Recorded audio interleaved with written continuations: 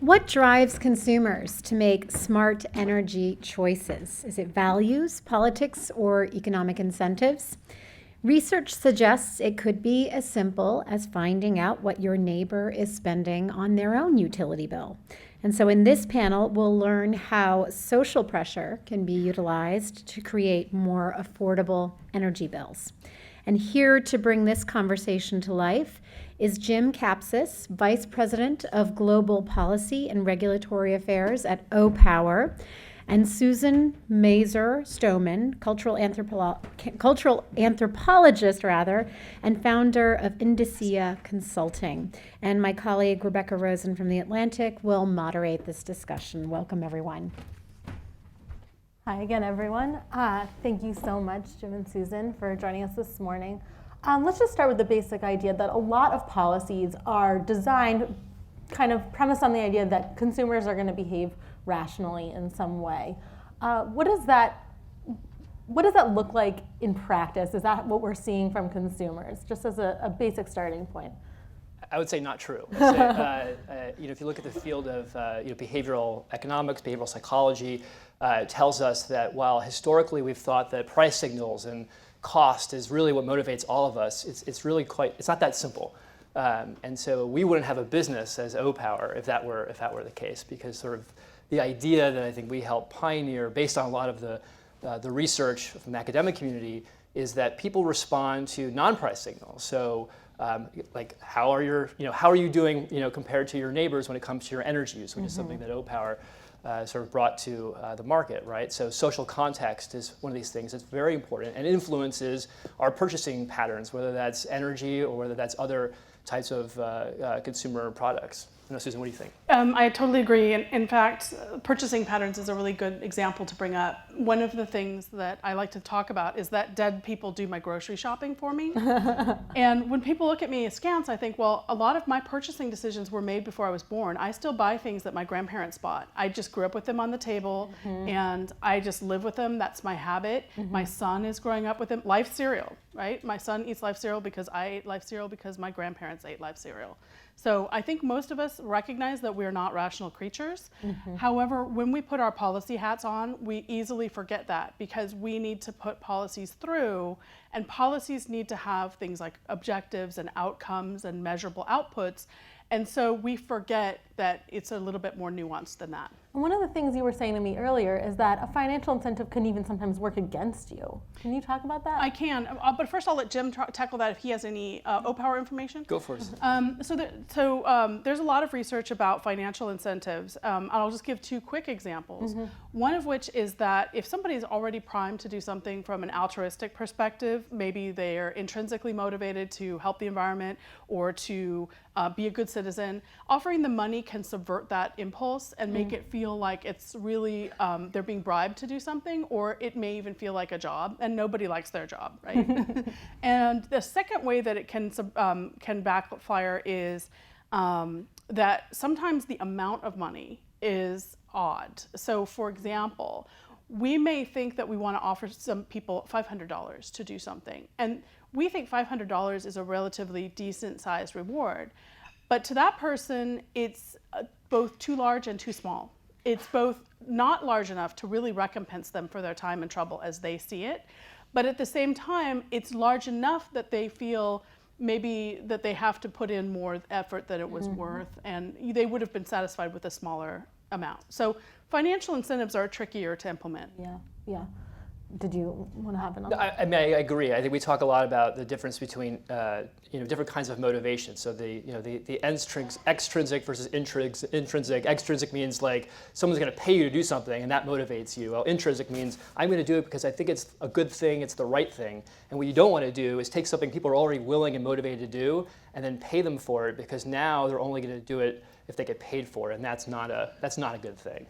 I think one of the flaws maybe in a lot of our thinking is also that like people behave the same, that consumers all will respond in the same ways to the same incentives. But one of the things we see in practice is that, I know, Susan, you've looked at different personality types and how that might affect people. We also have cultural impulses, regional things. Can you guys talk about and class, obviously, which is a big part of today's conversation.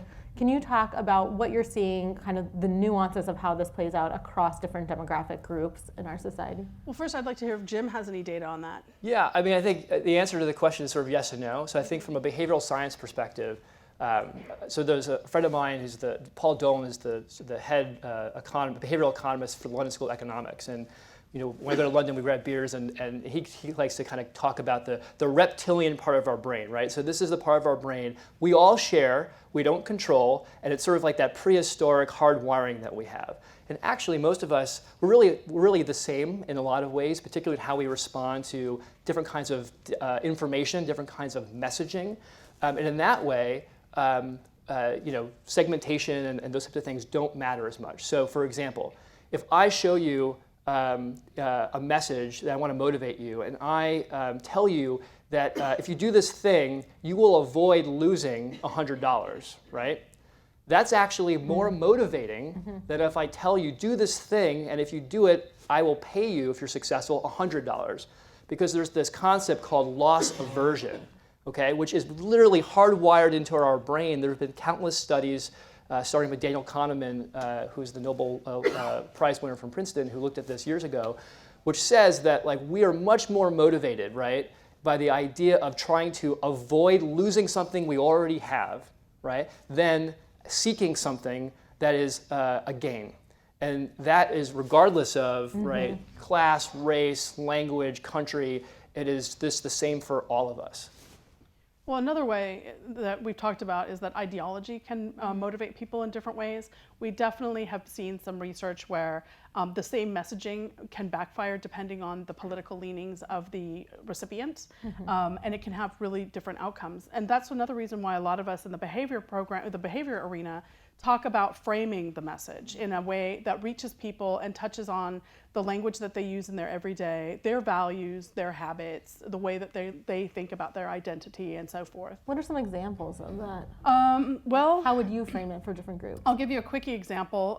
I actually was approached by a guy who does a lot of commercial landscape architecture in Southern California. Works in Orange County, fairly conservative, a lot of Republican clients, and he wanted to bring xeriscaping and drought-tolerant landscaping. Can you just say a little bit more about what that is? Yeah, just dry land landscaping, lots of native California plants, things that use very little water, but people were very resistant. It's seen as something that's kind of imposed, sort of a liberal hippie conspiracy maybe. And I talked to him and I said, you can recast these concepts as American flowers, as freedom from municipal oversight and control, and those aren't lies, it's just a different way of talking about it and reaching into their mindset and worldview and connecting. Right. And you had also talked specifically about different personality types we're even seeing in the data. What does that mean? What are these different kinds of consumers that utilities are working with? So there's I think utilities are getting better and better, and Jim may have some information on this, about segmentation and personas. And people are starting, I know PG&E has done some work on personas, and our work in California for the California Energy Commission is similar in that we're looking at a group of people we call cybersensitives, and they're approximately 10 to 20% of the population. Hypersensitives, is that what? Cybersensitives. Okay. They're people who really respond very positively to feedback about their energy consumption received through their electronic devices. And we think that about 10% of the population saves a really outsized amount of energy when exposed to information this way. Some of that data actually comes from Hunt Alcott, who's done a lot of work with OPower, for example. We see this 10% cropping up in a lot of places. We think that it's a personality-driven aspect because it doesn't seem to have a demographic variable. It's not about affluence, it's not about regional, but it does seem to persist across a lot of different groups of people. And we think that that might be a way to reach people. Are you guys looking at that? Yeah, well, I think some of these issues, we look at a lot of these issues. So I totally agree on framing. Framing is important. And I think what you want to make sure is that the message you're trying to articulate doesn't get clouded by the wrong framing. So in our early days as a company, we were like a little startup. We made some mistakes, right? So and we're always testing in the market, trying to understand what works and what doesn't. So I think two classic mistakes. One was, I don't know if folks who get this report from the utility, which shows you how you use energy compared to others. And if you're doing well, you get a nice smiley face on your report, whether that's an email or a paper report. So for an early client who won't be named, we used a frowny face if you were doing so well. People did not like that, okay?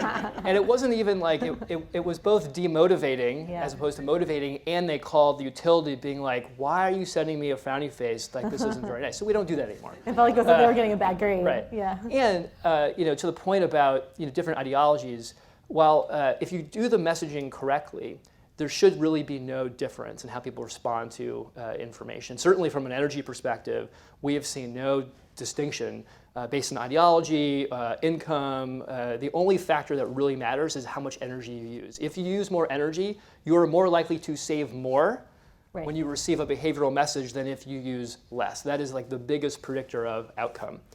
But that said, is that just because you have the most room for improvement, or are these people more sensitive? Well, I mean, I think the explanation is like people are more sensitive. It's hard to test exactly why, but I think that's a good theory. But on the green piece, right? So we have saved as OPower 10 terawatt hours, which is like equivalent of taking more than 1 million homes off the grid for a year. More energy we saved last year than Tesla and Solar City generated, okay, or saved, depending on how you want to calculate it. But we don't provide generally any green messaging in our outreach, because green messaging works great for people who are environmentally focused and sensitive, but it backfires with people who are not. But if you give non-environmental, non-green messaging to the greens, they still respond because they still get it, they understand and make the connection.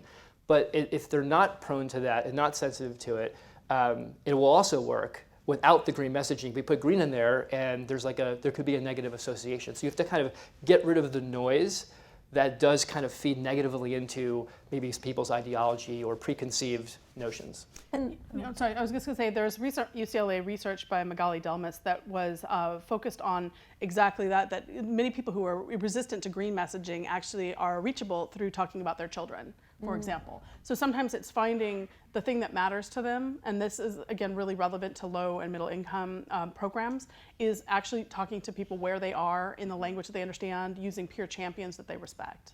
And from you guys, you're also using this social transparency where people can see how their neighbors are doing. What are the kind of, how does that work on paper? What are people seeing, and what are the effects that you guys have noticed? Yeah, sure. So what people are seeing is a comparison between themselves and people who are in similar size homes or apartments with a similar sort of energy mix, with electric versus sort of gas, et cetera. And we have access to all that data. Most of that data is public, and then because we partner with utilities like PG&E, we have access to the energy data, which we process, and then you see a visualization of how you're doing, sort of a 3-bar chart relative to people like you, which we sort of refer to as your neighbors. It's usually 50 to 100 households, generally in your area. They're not actually the people next door. It's not Bob next door. And then we also compare you to people who are efficient. So you can see, how am I doing against the average, and then how am I doing against people who are really good? That's sort of the base. And then depending on how you do and how you're over time, we'll change that messaging. We'll use different types of language and different types of visuals to get you to try to, to save more over time. And with low income, I think it's really great about, behavioral types of interventions or nudges with let's say, lower income folks, is people who don't own their homes, which is not just lower income, obviously, but are a challenge sometimes to reach, because they can't go out and insulate their attic. They can't buy the appliance and install it. So what can they do? But information is something we can all receive, right? We can all be empowered with better information, and a lot of us just make, we're busy. We make decisions that probably are not optimal because we left the house, we had to drop, the kids at school, and it's 95 degrees, it's a DC day, and we kept the thermostat at 69 or 70 degrees, and we're not going to be home for 9 hours, and that's just buzzing away. You multiply that by 1 million customers, that's a lot of money being wasted. It's a lot of carbon, potentially being sent into the atmosphere. So this type of information is great because it can really cross-cut all types of people, and everybody can access it. Well, unfortunately, we've only got a few minutes left, but we'd like to open it up to the audience. So we got one right here in the front. Hi, my name is Dave Wrench-McCauley. I work at the U.S. Department of Energy Sunshine Initiative. I wanted to ask, since a lot of this is about energy equity and low-income households, and we've recognized throughout this conversation that those households tend to be multi-tenant buildings where a non-tenant is actually the owner of the facility, what can behavioral science tell us about swaying the opinions of the decision makers in that scenario when the tenants are the ones who want something, but it may not benefit the owner of the building? I guess I'd ask, how would it not benefit the owner of the building? Do you mean the split incentive, as in? That's a great question. I mean, I guess it would depend on the intervention that you were looking at. For one thing, there's interventions that renters can do. I rent, and I took advantage of a PEPCO program to put a programmable thermostat and get on a DSM program here, and that's something that renters can do. What we did when I was at ACEEE, we were working on a project in Tacoma Park on multifamily low income, and where we were really kind of digging deep and doing some really neat design work in terms of helping people have messaging in their homes that might stick around. One of the first things I would recommend is, and I might not be answering your question exactly, but is that whenever you're trying to establish a program that involves low to middle income, is you first have to begin by understanding the local conditions and the material realities. And so sometimes that actually means understanding what are those constraints, whether it may be a developer or an owner that is resistant, whether it may be older building stock that doesn't even have AC or doesn't have individualized control over AC or over furnaces, which you often find. So I guess my answer to your question is that you might have to find a local solution to that specific problem.